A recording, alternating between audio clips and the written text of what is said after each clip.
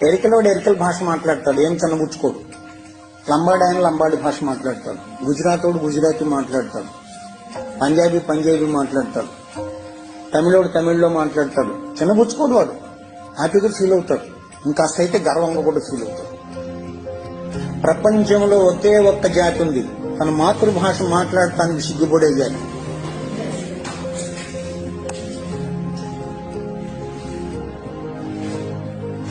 ఏం చేయలేం.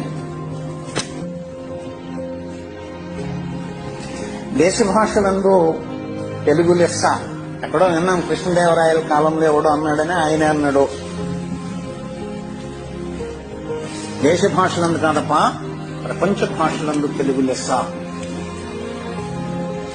ఎందుకో తెలుసండి, అన్ని అక్షరాలు ఉన్నటువంటి భాష ప్రపంచంలో లేదు, అన్ని విడి శబ్దాలు ఉన్నటువంటి భాష ప్రపంచంలో లేదు,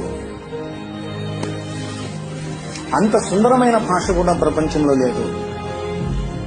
అది నీకు అప్పనంగా ఊరికే దొరికింది. పాపం మన వాళ్ళు ఊరికినే దొరికినాయి తీసుకోమని చాలా ధీమా కలిగిన వాళ్ళు కదా, దాన్ని వదిలేసి ఇద్దరు తెలుగు పంతులు ఇంగ్లీష్ లో మాట్లాడుకుంటారు. అది దయనీయమైన పరిస్థితి. ఈ రోజు నాకు మీరు ప్రతిజ్ఞ చేయగలరా, తెలుగుని ఇష్టపడతాను,